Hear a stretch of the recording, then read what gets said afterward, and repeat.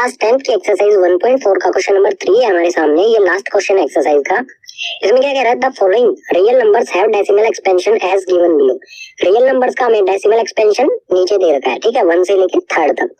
In each case decide whether they are rational और not. सभी cases में हमें पता लगाना है कि कौन सा रैशनल है और कौन सा नहीं है। इफ दे आर रैशनल, अगर इनमें से कोई सा भी रैशनल है, and of the form of p by q, और हम रैशनल जो भी होगा उसे पी बाई क्यू की फॉर्म में लिख सकते हैं, तो हमें बताना है what can you say about the prime factorisation of Q.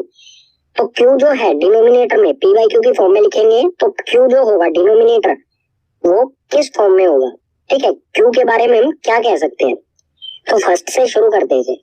ये क्या है, 4 3.123456789, मतलब इसका डेसिमल एक्सपेंशन क्या आ रहा है, टर्मिनेटिंग, ठीक है। टर्मिनेटिंग डेसिमल एक्सपेंशन है, तो जिस टर्मिनेटिंग डेसिमल एक्सपेंशन हो गया होता है रैशनल, तो हम कह सकते हैं कि ये रैशनल है। और रैशनल क्या होगा ये, सो इट इज रैशनल। और रैशनल जो होता है वो होता है पी बाई क्यू की फॉर्म में, तो इसे हम पी बाई क्यू की फॉर्म में लिख सकते हैं, लेकिन यहाँ पर लिखना नहीं, हमें सिर्फ बताना है क्यू किस कंडीशन को सेटिस्फाई करेगा। तो फॉर क्यू क्यू के लिए हम क्या कह सकते हैं, for q we can say that the prime factorisation of q in the form of 2 की पावर n मल्टीप्लाई में 5 की पावर m।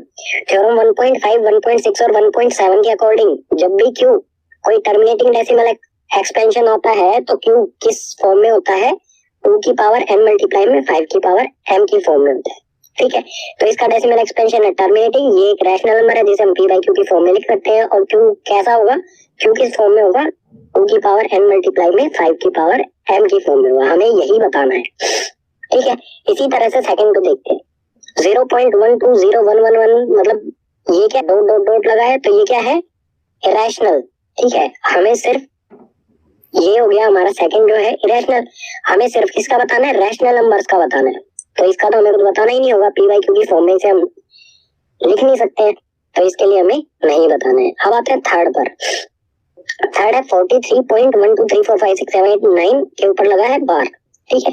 तो जिस पे बार लगा होता है वो क्या होता है, नॉन टर्मिनेटिंग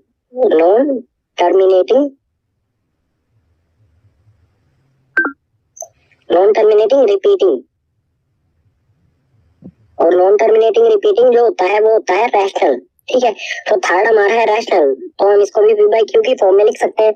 और क्यू क्या होगा हमारा, ठीक है, रैशनल जो होगा उसे लिखेंगे हम पी बाई क्यू की फॉर्म में। और क्यू के लिए हम क्या कह सकते हैं, we can say that the prime factorisation of q is not in the form of 2 की पावर n मल्टीप्लाई में 5 की पावर m। अगर हमारा डेसिमल एक्सपेंशन नॉन टर्मिनेटिंग आता है तो इसका मतलब क्या है कि जो क्यू है वो 2 की पावर n मल्टीप्लाई में 5 की पावर m की फॉर्म में नहीं होगा, ठीक है। इस फॉर्म में नहीं होगा, ठीक है, 2 या 5 के अलावा, क्योंकि और कोई फैक्टर्स होंगे, 2 और 5 नहीं होंगे, या 2 और 5 के अलावा और कोई भी फैक्टर हो सकते हैं इसके, ठीक है।